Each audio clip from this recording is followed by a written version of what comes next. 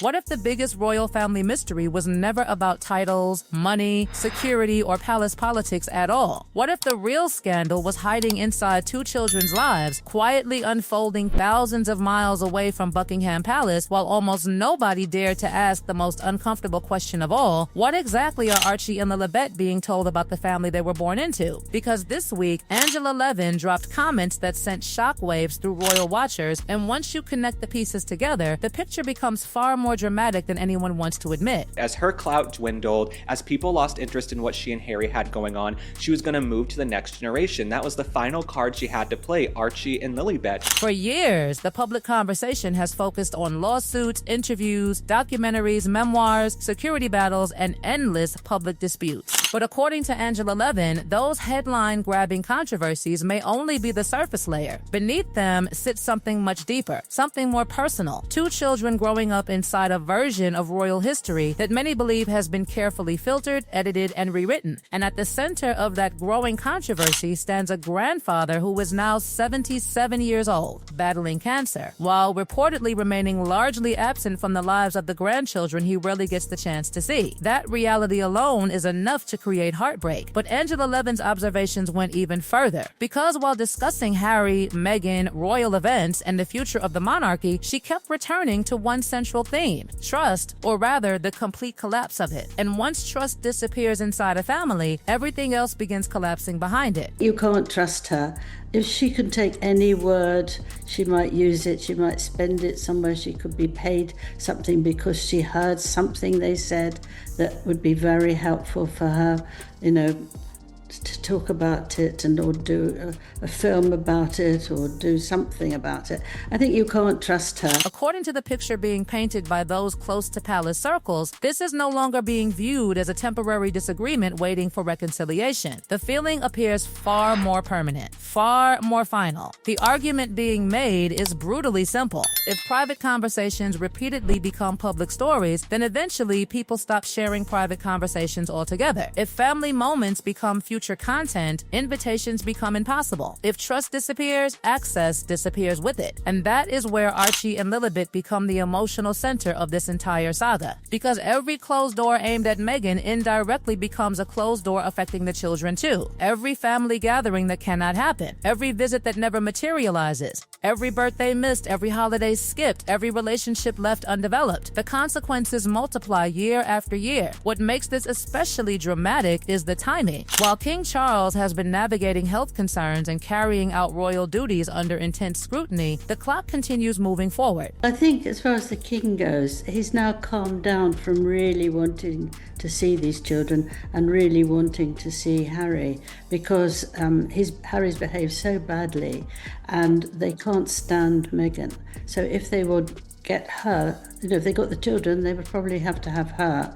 And I think it would be too difficult. I think it was be too hard for anyone to be pleasant at any time. Relentlessly, every month lost is a month that cannot be recovered. Every childhood memory not created becomes another permanent gap. Then came a week that seemed to expose the contrast more clearly than ever. Trooping the Colour brought royal pageantry back into the spotlight. Crowds filled London streets. Cameras focused on Buckingham Palace. The royal family appeared united in public. The following day brought the ancient traditions of the Garter ceremony. History, continuity, symbolism, the monarchy doing what it has always done, projecting stability through ritual. And then came another major announcement. Prince George would attend Eton. A simple statement. Brief, direct, no dramatic campaign. No elaborate media rollout, just a decision delivered quietly. Meanwhile, discussions surrounding Harry, Meghan, Archie, and Lilibet continued arriving through familiar channels, accompanied by familiar explanations.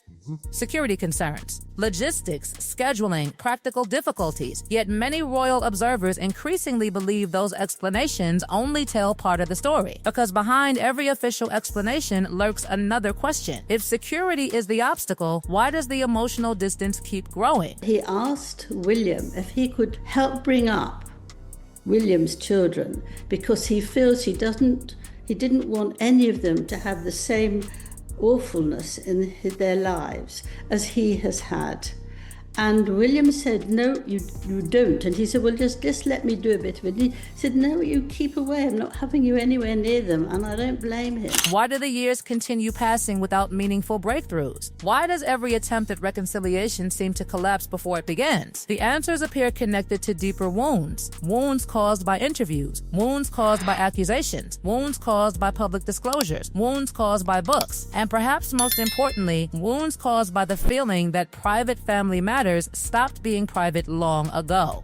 Against that backdrop, Angela Levin's comments carried unusual weight because she has spent years studying Harry, observing his transformation and tracking the evolution of this conflict. When she speaks, people listen because she is not describing abstract theories. She is describing patterns. Patterns that have been building for years. Patterns that now seem impossible to ignore. One of the most striking points Levin raised was the sheer emotional impossibility of a warm family reunion under current conditions. Not because people do not miss one another, not because reconciliation is unwanted, but because so much damage has accumulated that even sharing the same room could feel unbearable. Think about that. This is not a disagreement between distant acquaintances. The truth about Meghan is she will always find a way in which she thinks she can win. And the casualties are irrelevant, whether it's her father, her old best friends, her first husband. There always will be casualties in her life.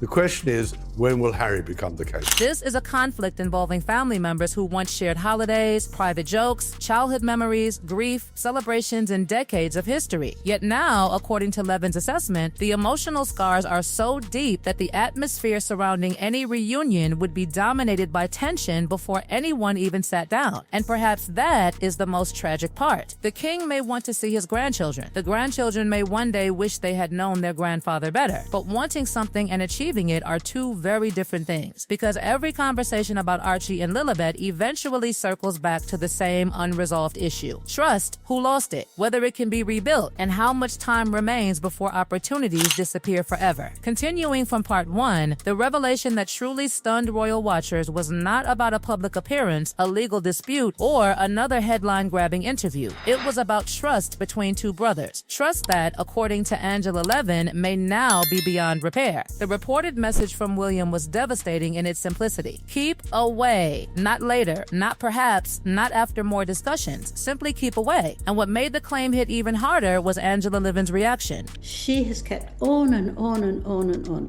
She has made him hate his family. She's made him that he's got bad mental health.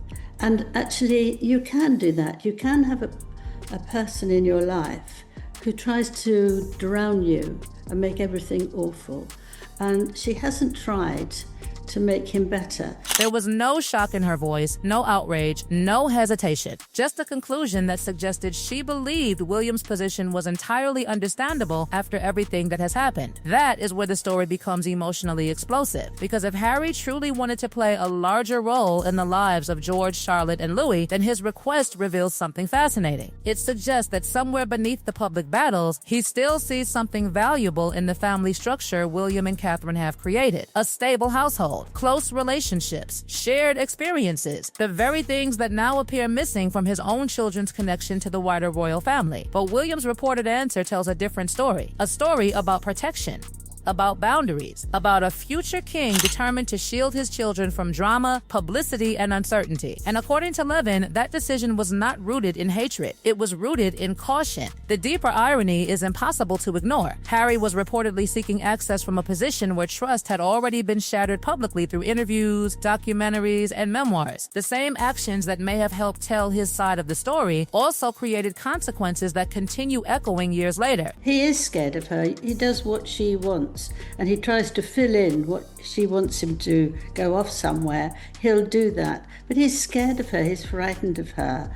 And she can scream and shout, and she knows she's got him around her little finger or more. Every revelation came with a cost. Every accusation left a scar. Every public grievance widened the distance. And then came another startling observation from Angela Levin. Levin argued that Harry's relationship with his family did not simply fade naturally. In her view, it was transformed through a gradual process that changed how he interpreted almost everything around him. According to that perspective, relationships that once provided support became viewed as obstacles. Family traditions became symbols of control. Concern became interference. And over time, the emotional separation deepened until reconciliation became almost impossible. Whether people agree with that interpretation or not, one thing is undeniable. The outcome is visible. Harry is living in California. William is preparing George for the future. King Charles continues carrying out royal duties while battling illness. And Archie and Lilibet remain physically and emotionally distant from the royal world that shaped their father's identity. Then came perhaps the most dramatic claim of all. The suggestion that Harry feels trapped between competing loyalties creates an image that is both sad and unsettling. Because if he genuinely wants his children to know their grandfather, know their cousins, and experience parts of the life he once knew, then every year that passes increases the urgency. Childhood does not pause. Relationships cannot be stored for later. Time keeps moving. And that is why the Diana parallel keeps resurfacing. Harry understands loss in a way very few people ever will. He knows what it means to run out of opportunities, to wish for conversations that never happen, to carry regrets that can never be corrected. If those memories are influencing his thinking now, the emotional pressure must be enormous. Meanwhile, the contrast between the two royal households continues growing sharper. One side communicates through brief statements and silence. The other side often communicates through carefully managed narratives and media stories. Two completely different approaches, two completely different philosophies, two completely different visions of family life. Yet at the center of all the noise remain two children, Archie and Lilibet, children who did not create this conflict, children who did not choose these divisions, children who may one day grow old enough to read every headline, every accusation, every interview, every book, and every claim made about this period of their lives. And that is where this story becomes larger than royal gossip.